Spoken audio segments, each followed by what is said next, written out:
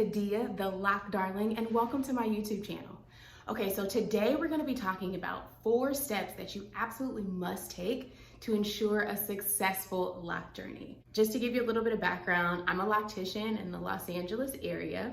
I've been locked for 9 years, and honestly, there's nothing else after locks. Like, I'm just gonna be bald head, and that's that. Today's conversation is inspired by all of the women who come up to me and like, oh, I love your locks. I've always wanted to lock my hair, but I'm scared. You know what? I love your hair, but I'm afraid of commitment.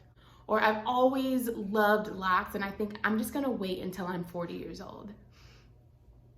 As if, I mean, I don't know what the magic number is for you, but apparently a lot of women are waiting until they're 40. Like, it's the end of the road. Like, I'm cuter than I've ever been with my locks. So why would you wait? Today, we're gonna be talking about 4 steps you should absolutely take before starting your loc journey. This will literally make or break your loc experience. Okay, so step 1.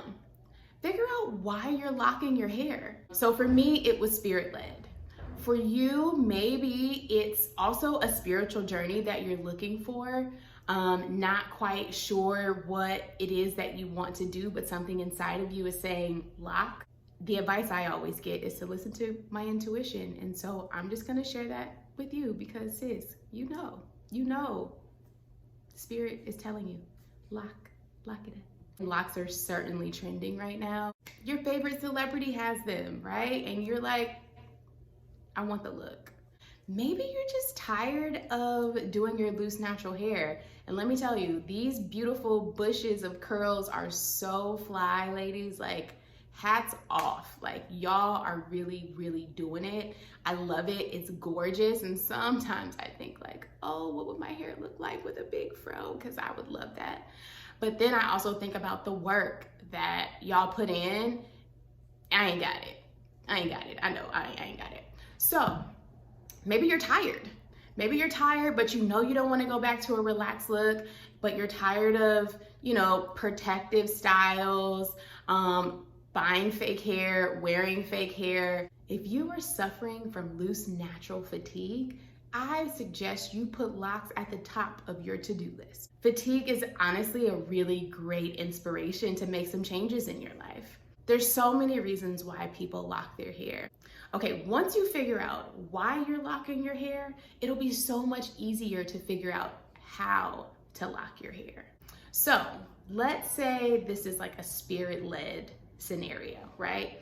You'll be most inclined to either do the traditional lock process or a free-form process. So the traditional locking process is like part, start, right? You can 2-strand twist, comb coils, braids even, not suggested. I absolutely recommend starting with the 2-strand twist, but we can get into that later. I've heard of guys starting with like the sponge, not recommended. You can free-form in faux locks, and they just transition to natural locks, also not recommended. But this is what's happening, right? This is what's happening. There's so many ways, and I think that if you kind of had a better understanding of what to do and how to do it and how to approach this, you know, pretty big decision, it doesn't have to be like, I mean, it's life-changing for the better, but like, don't put too much pressure on yourself. But I think if you had more information, you wouldn't be as fearful. Okay, so maybe you're not here for a spiritual process. Maybe you just want the look, and there's nothing wrong with that. Instant locks and lock extensions are gonna be the way for you. You'll have it immediately. The process is none. You walk in the salon with your fro, you walk out with locks, okay? This is kind of an expensive process, so it really just depends on how committed you are to the look. Above all, you should understand your locks will not look like anyone else's. They will never be anyone else's. This is such a personal form of expression that only you, your texture, how your hair grows, how you part your hair, how dense your hair is, all of these things, your lifestyle, the way you choose to maintenance them or not maintenance them, all of those things go into forming your locks. Okay, so now we've covered why you're gonna lock your hair and how you're gonna lock your hair. The next step is finding who is gonna lock your hair. Okay, so like I said before, locks are not a one-size-fits-all approach, okay? Just like textured hair cannot have a one-size-fits-all approach, locks cannot have a one-size-fits-all approach. So let's say you're interested in starting locks and you've identified 3 people in your local area who start and or maintain locks, right? A couple things you want to know. 1, do they offer consultations?